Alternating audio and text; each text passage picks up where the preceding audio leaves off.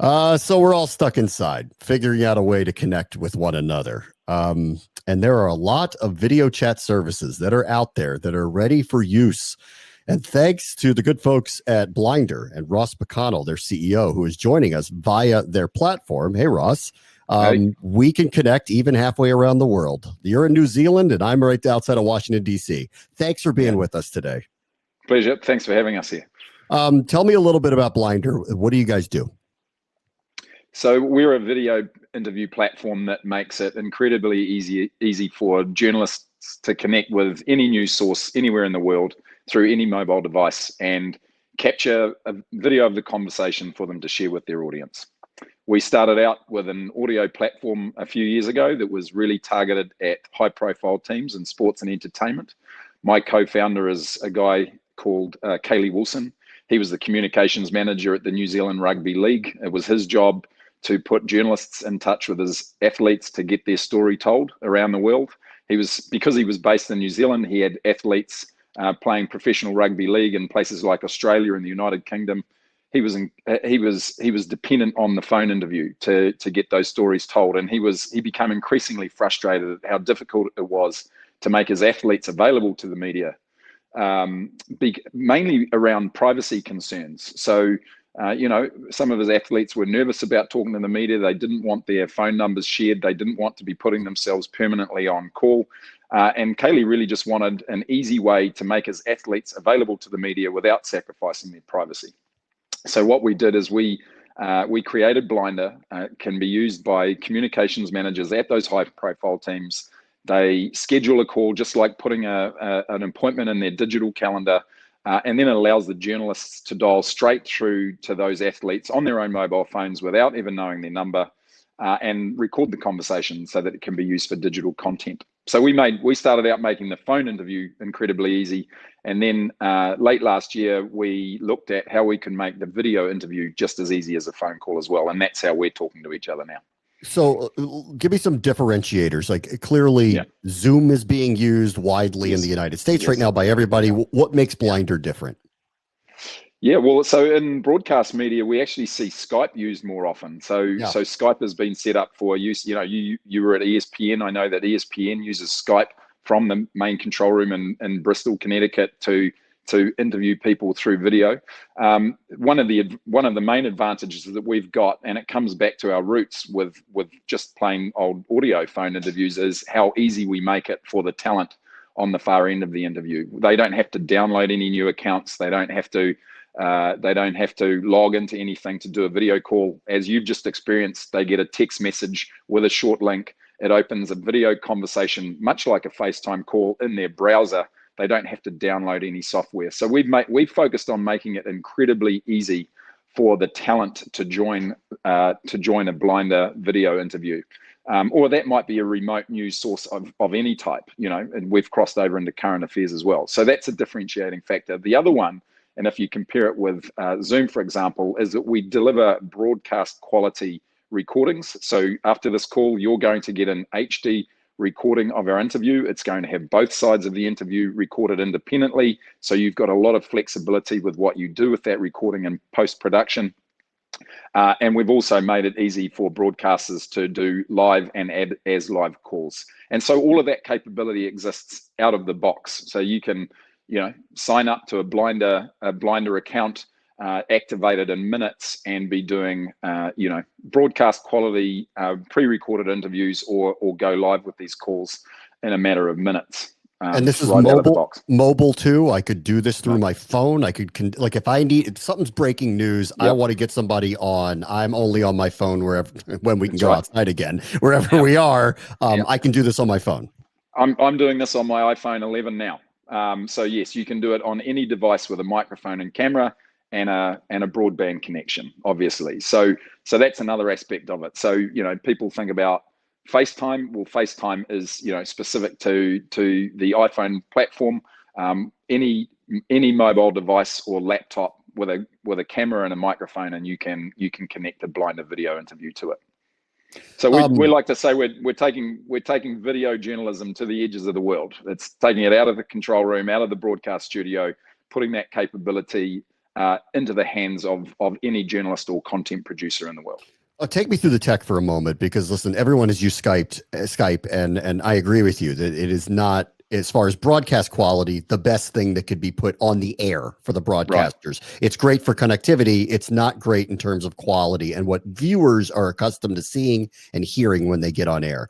What were you all able to solve to get a better quality of the recording so that it could be used for the purpose of actual broadcast? Well, the recordings, for a start, the recordings are 720p, so it's HD quality. Look, any video call is going to be dependent on the quality of the connection that you can get, right? And so what we spend a lot of time doing with our clients is just coaching them that, when you connect a call, you don't have to start, the interview straight away. Spend a little bit of time optimizing the connection. If things are coming through a bit grainy, try that. And the interviewee is on Wi-Fi, then try the 4G connection, because you might get a better result than that. So every platform, video interview platform, is going to be subject to those kind of variabilities, right? But there's a lot of things working in our favor at the moment. Connectivity is getting better. 5G is just going to make an amazing difference in this industry. The devices are all getting better as well. So, I've just upgraded from an iPhone 6, which was pretty archaic, to an iPhone 11. The camera's so much better. Yeah. So did I. I did that right before the virus hit. I did that. Right. So great timing, right? So yeah. I did exactly the same thing, just in time. And I've been doing a few of these interviews now, and I get a better result from the iPhone 11 now than I do off my MacBook Air, in terms of the quality of the camera, and just the hardware that it's got built into it. So everything's moving in the favor of continuing to get better quality video content from a mobile environment. So we're trying to ride that wave, no doubt. Do you see this potentially as the future of a sports press conference, that instead of traditionally how they've done this in the past, where they bring athletes into a room or to a podium or wherever they go, that they have the opportunity to turn this into a mobile experience? Yeah, absolutely. And you would know better than I do, because you've probably been in a few more of those press conferences yourselves. I don't think the athletes are particularly comfortable or enthusiastic about them. And what we've seen actually since everyone went into isolation here in New Zealand, I shared some content with you before this call, Bram, programs that are actually being done where the only thing that the athlete has got is a mobile phone in their hand. And it's like they're doing a FaceTime conversation with a friend. The athletes, the talent, they're far more relaxed in that type of environment. They haven't got a camera poked in their face or a press pack sitting in their living room. I think you're getting far better insights and more engagement from the talent when they're in a less threatening environment, shall we say. So absolutely, I see this as being something that you're going to see a lot more of in the future. I mean, listen, and broadcast outlets are dealing with all sorts of financial crimps, not even with what's going on right now with the virus, but with cord cutting and all sorts of things that are happening in their marketplace. This could be money saving for them. This is a possibility to solve a problem of people, equipment, time, all of that. Well, and just response time to breaking news stories, right? So, I think the mindset has been, how do we get a crew out to this breaking story? And, it's a fairly morbid example, but the last big news in New Zealand was the eruption of Whakaari White Island, just off the coast of New Zealand, where there were a number of very unfortunate deaths. But, we had eyewitnesses on boats next to the island with that eruption going on. They were breaking the news story through Twitter with their own videos that they were taking. And how do the news outlets actually get access to those type of eyewitnesses as quickly as possible? It's going to be through connecting with them through Twitter, being able to get a video interview link out to them through Twitter, because that's the only way the only mechanism through which you're in contact. They can do that with Blinder now.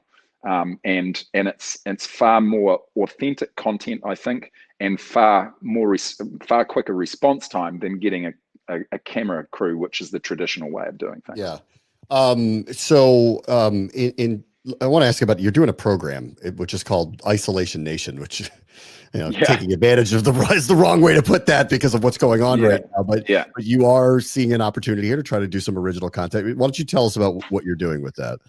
Well, we're supporting Isolation Nation. They use Blinder video to create a lot of the programs. So that's a 30-minute program that goes out twice a week on Sky Sports, which is the broadcast rights holder for professional rugby in New Zealand, and the Super Rugby competition, which was in progress. I think it was about 5 weeks in to its season when everyone got put into lockdown, and so that competition isn't happening anymore. And so the broadcaster is looking for creative ways to get original content. And at the same time, you've got all of these professional athletes that are in lockdown as well. They're at home. And so what they've done, and I think they've done a fantastic job of it, is they've created this show called Isolation Nation. And the host is Kirsty Stanway, and she's recording it from home through Blinder. She's the interviewer or the host, and she's on one end of a Blinder video interview, and she is speaking to professional rugby athletes, including high-profile All Blacks, who are on the other end of the interview. And what we're also seeing is former All Blacks talking to current All Blacks. And basically they're just putting a 30-minute show together through these one-to-one conversations that they're having on Blinder. And what's great about it is we're seeing our, sporting heroes in a whole new environment. They're far more relaxed. They're sharing insights about their day-to-day lives that I think are unprecedented prior to this time. And I'm really hoping that it's something that carries on when normal programming resumes, shall we say. It's kind of like, how do you unscramble once you've given the audience a taste of that type of content? I think it's going to be quite difficult to take it away from them afterwards, because it really is engaging stuff. Yeah. For Blinder, it sounds like that the broadcast medium was a directive for you, and it was a goal for this outlet. Do you have a broader vision where this is being utilized a la Zoom, where this is not just really directly meant to be used in this particular way? No, we're really quite focused on helping our customers to create memorable conversations, is what we say, right? So memorable means you can record them and you can edit them and you can publish them, or you can broadcast them live. And so that's really our core focus. And so, our core technology at the moment supports one-to-one interviews, and that's where we've been perfecting what we do. What we're doing next is multi-party interviews. A lot of our broadcasting partners have said we really want to be able to get 2 or 3 people on an interview at a time. But our strong focus is on capturing content that can be broadcast or published online, right? So I think really the vision that we've got is what I said before, is about taking video journalism to the edge of the world, right? So it's taking it out of the control rooms in places like Bristol, Connecticut, and putting that capability into the hands of any journalist or any content producer, wherever they may be, and giving them the ability to talk to any news source in any part of the world, whether it's from DC to New Zealand, or I'm not sure whether it gets much further than that, mate. But this type of capability, giving you the opportunity to speak to anyone in the world, regardless of where they may be, on what device they're on, or what type of platform they're familiar with using, you can have a conversation and capture the content from it. And at this juncture, editing would have to take place on a secondary platform, right? That I'd have to edit the video in another place. Yeah, but the thing is, so what we're seeing with media teams is that they've got multiple people on their team with access to the same account. The journalist will be doing an interview with a remote news source. As soon as that interview's done, the videos are processed. The video editor can go and download those files, take it away to whatever video editing tool they prefer to use, and create that finished content. Yep. So, yeah. I'll let you go with this. I mean, you're halfway around the world, so I know what we're dealing with in America. How is life in New Zealand? What's going on right now? Yeah, well, so we're under what the government have referred to as level 4 alert. And that means that we're all in lockdown in our bubbles. And One of the advantages for New Zealand at the moment is that we've got this massive moat around us called the South Pacific Ocean. So it's one of the benefits of being a small isolated nation is that we can take control of the situation pretty quickly. So we've quarantined the borders. Anyone who crosses the border into New Zealand has a compulsory 2-week quarantine, and the strategy of the government is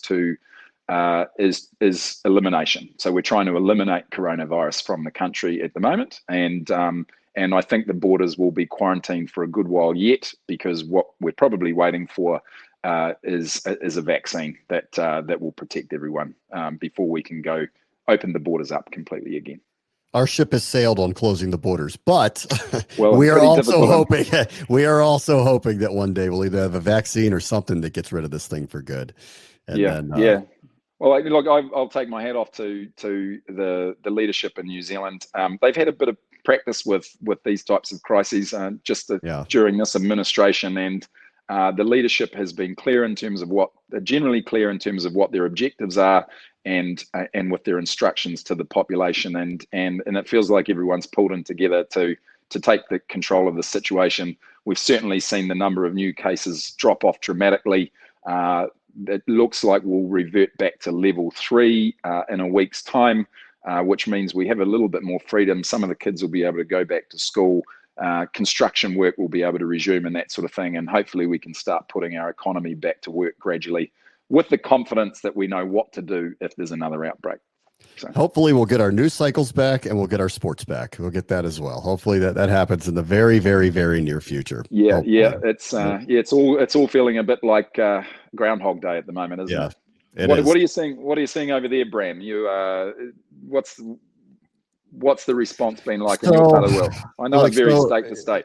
Obviously it's very different in different regions of the country, and the messaging is very different dependent where you are. If you are in California, they're very strict about a lot of the things that are going on. In New York, where it's really bad outbreak, but they feel like it's plateauing, that governor is being very strict about what they're doing. And there's places like Florida that are talking about opening things up for business now, and waited a long time to close beaches and allowed spring breakers to continue to party.